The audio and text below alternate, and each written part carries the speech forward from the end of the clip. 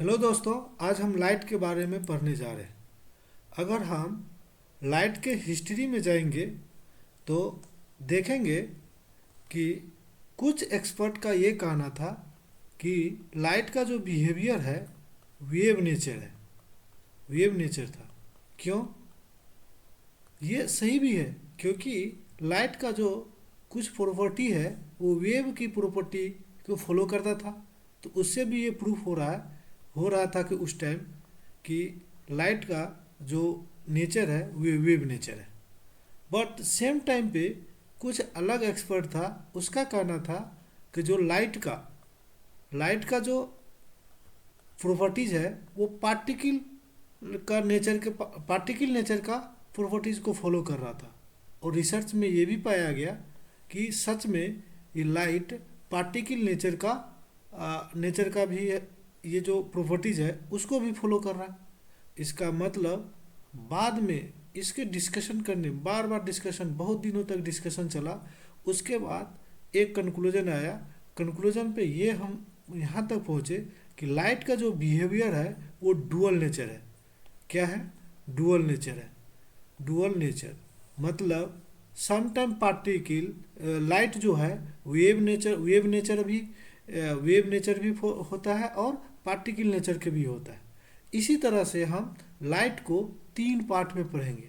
तीन पार्ट पढ़ेंगे। सबसे पहला है ज्योमेट्रिकल ऑप्टिक्स। इसी को हम बोलते हैं रे ऑप्टिक्स। ज्योमेट्रिकल ऑप्टिक्स क्या होता है? जब भी हम देखते हैं जो भी विजिबल लाइट है, इसका जो वेवलेंथ होता है माइक्रोमीटर में होता है। लगभग 10⁻⁻⁷मीटर, 10⁻⁻�6 मीटर, इस मीटर के रेंज में आता है। इसका मतलब इसका जो वेवलेंथ होता है बहुत कम होता है। तो वेवलेंथ बहुत कम होने के वजह से यदि हम इसको नेगलेक्ट करेंगे तो ये होमोजीनियस मीडियम में स्ट्रेट पाथ पे मूव कर रहे हैं। इसीलिए हम बोल दिए इसको रे ऑप्टिक्स भी नाम का। इसको ज्योमेट्रिकल ऑप्टिक्स भी क्यों? क्योंकि यहाँ ज्योमेट्रिकल से बहुत कुछ फाइंड आउट होता है, इसीलिए इसका नाम ज्योमेट्रिकल ऑप्टिक्स भी रखा गया। अब वेव ऑप्टिक्स में क्या हो गया? इसमें हम फाइनाइट वेवलेंथ का भी एनालिसिस करेंगे। यहाँ वेवलेंथ को हम नेगलेक्ट भी नहीं करेंगे।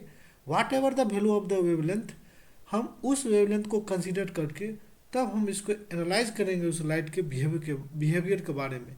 क्या लाइट कहीं तो बेंड तो नहीं कर रहा है, इसके बारे में हम स्टडी करेंगे। इसको हम बोलते हैं वेव ऑप्टिक्स। फोटॉन्स थ्योरी में क्या होगा? पार्टिकल के इसमें पार्टिकल मतलब लाइट के पार्टिकल के नेचर के बारे में हम एक्सप्लोर करेंगे कि मतलब जब लाइट हमारा पार्टिकल की तरह बिहेवियर करेगा उसके नेचर के बारे में हम एक्सप्लोर करेंगे यहाँ पे। और वेव ऑप्टिक्स में हम लाइट के वेव के बारे में स्टडी एनालिसिस करेंगे। तो सबसे पहले आज अब हम पढ़ने जा रहे हैं रे ऑप्टिक्स क्या होता है।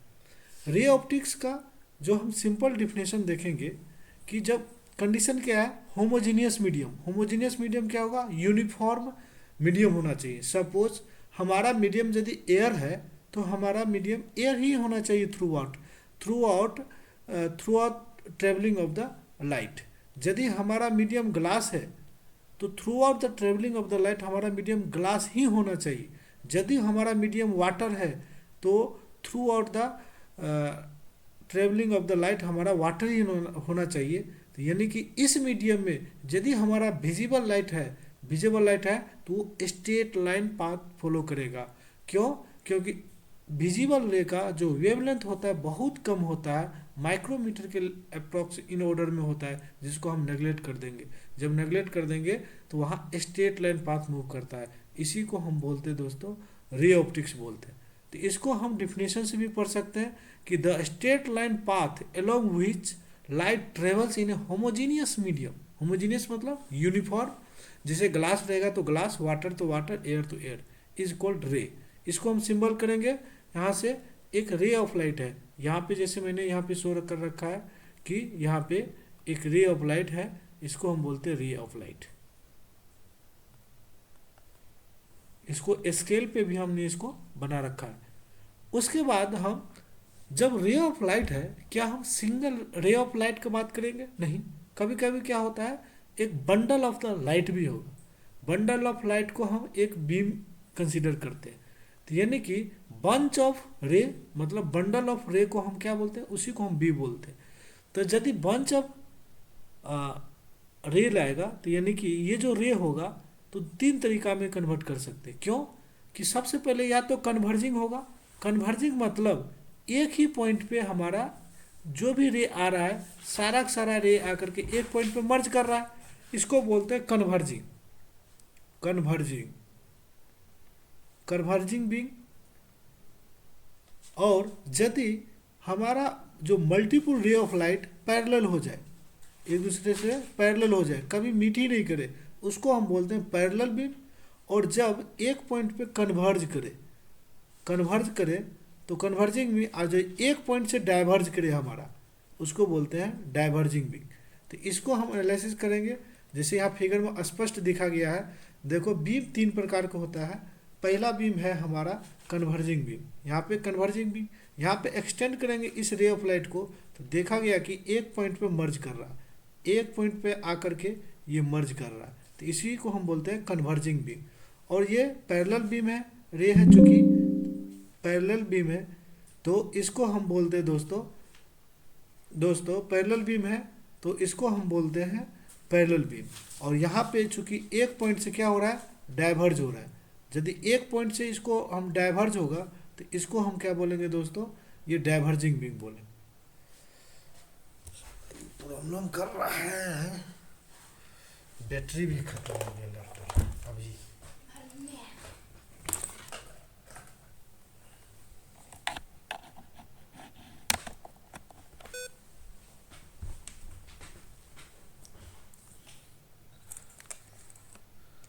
तो हम ये बीम के बारे में पढ़ लिए, एक हो गया कन्वर्जिंग बीम और पैरेलल बीम और डाइवर्जिंग बीम।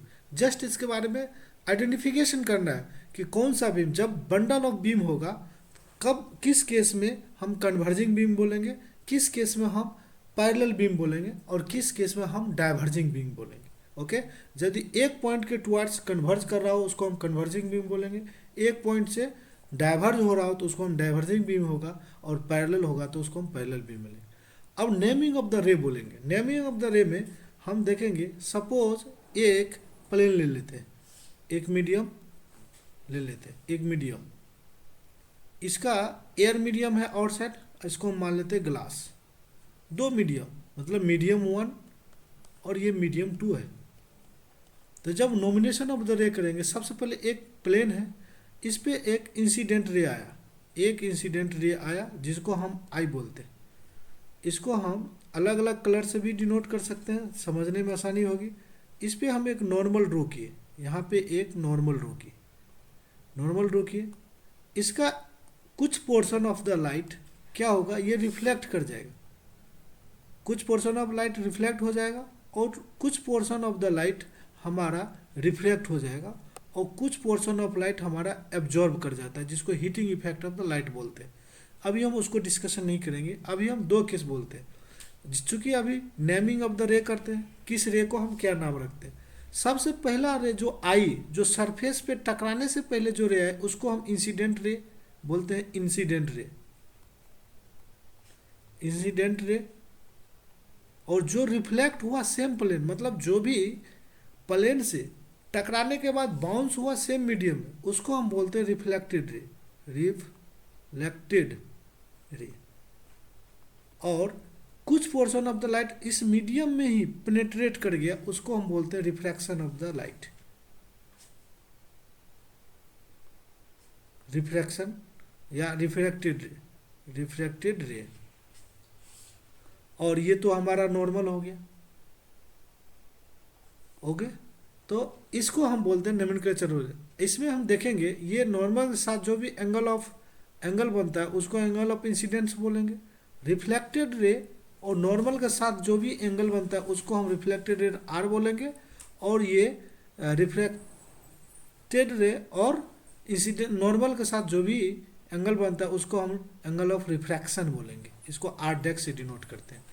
इसी को हम एक स्केल पे हम इसको रिप्रेजेंट करके दिखाना चाहेंगे। ये हम जब जैसे मैंने ड्रॉ किया, जो दिख रहा है कि यहाँ पे एक मीडियम है, हमने वहाँ तो एग्जांपल लिया एक ग्लास और एयर का, हम कोई भी मीडियम हो सकता है, एनीथिंग, कोई भी दो मीडियम का कम्बिनेशन होगा, मीडियम 1 और मीडियम 2, जिसका इंसिडेंट रे, जिसको हम रेड कलर से डिनोट किया, ये नॉर्मल के साथ एंगल ऑफ इंसिडेंस आई बन रहा है। लेकिन रिफ्लेक्टेड रे हमारा सेम मीडियम में बाउंस किया है, जिसका angle of reflection R denote किया रहा है। और यहाँ पे जो मीडियम 2 में हुआ रिफ्लेक्टेड रे और नॉर्मल के साथ जो भी रे बना, इसको हम आर डेक्स से डिनोट किए। यही हमारा नोमेनक्लेचर ऑफ द रे है दोस्तों, इसको ध्यान रखना है, क्योंकि ये एग्जैक्ट किसी भी बोर्ड एग्जामिनेशन में आपको बोला जा सकता है कि represent the nomination of the रे, मतलब जो भी रे दिया है उसका नोमिनेट करना है कि क्या क्या नाम होता है। फिर हम पढ़ेंगे सबसे पहला reflection of the light. Reflection of light क्या होता है, अभी वही हम बोले कि रिफ्लेक्शन ऑफ लाइट क्या हुआ कि कोई भी मिरर है, ये मिरर है, इस पे इंसिडेंट रे आया आई, इसको हम आई बोलते हैं, इस पे नॉर्मल ड्रॉ कराएंगे, जिस पॉइंट ऑफ द सरफेस पे टकराया वहाँ पे एक नॉर्मल ड्रॉ कर देंगे, जिसका एंगल ऑफ इंसिडेंस आई है, एंगल ऑफ इंसिडेंस आई है। तो कुछ portion of the light same medium में रिफ्लेक्ट कर जाता है, इसी को हम बोलते हैं रिफ्लेक्शन ऑफ लाइट। लाइट क्या होगा, रिफ्लेक्ट कर गया, कुछ पोर्शन सेम मीडियम में रिफ्लेक्ट कर गया, जिसको हम आर बोलते हैं। अब इसको हम पढ़ लेते हैं, जैसे a portion of light, a portion of the light bounce back into the same medium, यदि सेम मीडियम में बाउंस बैक करेगा, when light ray hits the boundary between the two media such as air and glass, हमने example भी लिया, this phenomena is known as reflection of the light. Okay, इसको reflection of the light बोलते हैं। अब reflection light में एसनेल्स ने दो लॉ दिया। फर्स्ट लॉ हम बोलेंगे, इसको हम फिर से रिप्रेजेंट करते हैं एक मिरर पे, इंसिडेंट रे नॉर्मल के साथ एंगल आई हुआ और रिफ्लेक्टेड के साथ आर हो गया। अब पहला कहता है, पहला लॉ कहता है इंसिडेंट रे जो कि ये दिख रहा है, reflected ray and normal lies in the same plane, ये तीनों रे जो होगा, ये तीनों रे होगा एक ही प्लेन में लाई करेगा, ये एक ही प्लेन में लाई करेगा, हमारा एक ही प्लेन में लाई करेगा। ओके, दूसरा कहता है यदि पहला लॉ वैलिड हो गया, दूसरा लॉ कहता है the angle of the incidence, angle of incidence I, angle of incidence I is equal to angle of R होगा, मतलब एंगल ऑफ इंसिडेंस आई बराबर होगा एंगल ऑफ रिफ्लेक्शन का, मतलब रिफ्लेक्टेड रे का जो एंगल ऑफ रिफ्लेक्शन होगा, एंगल ऑफ इंसिडेंस होगा, दोनों क्या है, बराबर होगा। ध्यान रखना, दोनों जो रूल्स है, फर्स्ट रूल वैलिड होगा तभी हम सेकेंड रूल अप्लाई कर सकते हैं। ओके, फर्स्ट लॉ यदि फर्स्ट रूल ही इनवैलिड हो गया, सेकेंड रूल फॉलोड होगा ही नहीं। ओके, अब इसके बाद हम एक मिरर पे हम कुछ एनालिसिस करते हैं, जैसे जो कि डायरेक्ट ये कंसेप्ट यूज किया जा सकता है ऑब्जेक्टिव में। एक मिरर है, मान लेते ये हॉरिजॉन्टल मिरर प्लेन है, इस पे हम एंगल ऑफ इंसिडेंट आई दे दिए, एंगल ऑफ इंसिडेंट आई, इस पे हम नॉर्मल ड्रॉ कर दे, इसको हम अलग अलग कलर्स डोनेट करेंगे तो अच्छा लगेगा, समझ में भी आएगा। इसको हम नॉर्मल, ये नॉर्मल को एन से रिप्रेजेंट किए, और एक रिफ्लेक्टेड रे है जिसको हम ये शो किए, ये मेरा रिफ्लेक्टेड रे आर है। ओके, अब इस केस में क्या किया करते हैं, हम जो इंसिडेंट रे है, इंसिडेंट रे को हम थीटा एंगल से क्या करते हैं, रोटेट कराते हैं, किधर, क्लॉकवाइज डायरेक्शन, क्लॉकवाइज मतलब इस डायरेक्शन में हम थीटा एंगल रोटेट कर दिए इंसिडेंट रे को, इसमें थीटा एंगल रोटेट कर दिए। जब थीटा एंगल रोटेट कर दिए तो पहले सपोज थीटा 30 डिग्री हमारा एंगल ऑफ इंसिडेंस था, अब मान लेते हैं 15 डिग्री हमने रोटेट कर दिया, 15 डिग्री हम रोटेट कर दिया, तो अब हम देखते हैं रिफ्लेक्टेड रे कितना डिग्री से रोटेट करेगा। तो चूंकि इनिशियल 30 डिग्री है तो इनिशियल भी 30 डिग्री होगा। अब according to the second law, angle of incidence is equal to angle of reflection, तो फाइनल हमारा जो एंगल ऑफ इंसिडेंस है जो रोटेट करने के बाद 45 डिग्री हो गया, 30 + 15 45 डिग्री, तो फाइनल रिफ्लेक्टेड रे हमारा वो भी कितना होना चाहिए, 45 डिग्री ही होना चाहिए, 45 डिग्री ही होना चाहिए। तो 45 डिग्री हम जो रोटेट करेंगे तो ये हमारा रे क्या होगा, 45 डिग्री। ये हमारा 45 डिग्री, टोटल रे क्या होगा हमारा 45 डिग्री। यदि इनिशियल ये 30 डिग्री था तो अब कितना बच गया, ये initial reflected ray final reflected ray आर दोनों के बीच की डिग्री कितना होगा 15 डिग्री। मतलब हम जब इंसिडेंट रे को एंटी क्लॉकवाइज 15 डिग्री रोटेट किए तो हमारा रिफ्लेक्टेड रे क्लॉकवाइज कितना 15 डिग्री रोटेट करिए। तो ये एग्जाम में क्वेश्चन आ सकता है, डायरेक्ट हिट कर सकता है किसी भी कॉम्पिटिटिव एग्जामिनेशन में या बोर्ड एग्जामिनेशन में। यदि एंगल ऑफ इंसिडेंस को थीटा डिग्री रोटेट किए तो एंगल ऑफ रिफ्लेक्शन कितना डिग्री रोटेट करेगा, थीटा डिग्री। मतलब 15 डिग्री से हम यदि रोटेट किए तो 15 डिग्री से रिफ्लेक्टेड रे हमारा भी रोटेट कर जाएगा। और डायरेक्शन का बात करेंगे, दोनों अपोजिट डायरेक्शन में हो रहा है। मतलब थीटा डिग्री ये एंटी क्लॉकवाइज में हो रहा है तो ये इंसिडेंट रे को रोटेट करा रहे हैं, तो रिफ्लेक्टेड रे हमारा क्लॉकवाइज 50 डिग्री रोटेट हो रहा है। पहला केस में हम क्या किए थे, एंगल ऑफ इंसिडेंट जो भी हमारा इंसिडेंट रे था उसको मैंने रोटेट किया। अब हम दूसरा केस लेते हैं, इसमें हम मिरर को ही रोटेट कराएंगे। इंसिडेंट रे को हम फिक्स रखेंगे, मिरर को रोटेट कराएंगे।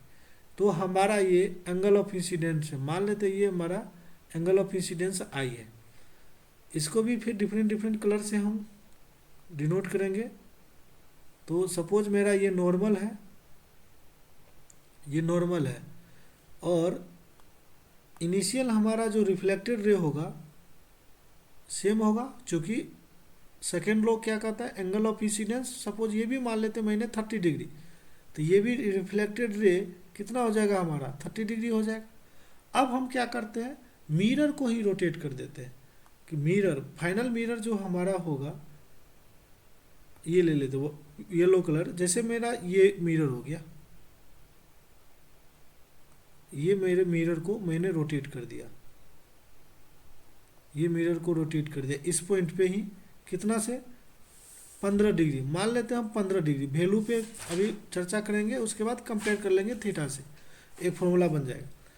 15 डिग्री मैंने क्लॉकवाइज रोटेशन दिया, 15 डिग्री मैंने क्लॉकवाइज रोटेशन दिया। अब तो यदि नॉर्मल मेरा, नॉर्मल भी क्या हो जाएगा हमारा 15 डिग्री से रोटेट कर जाएगा ना, क्योंकि प्लेन यदि रोटेट हुआ तो नॉर्मल भी हमारा 15 डिग्री से रोटेट कर जाएगा। अब हमारा जो एंगल ऑफ इंसिडेंट और नॉर्मल के बीच के कितना एंगल होगा 45 डिग्री, 45 डिग्री हो गया।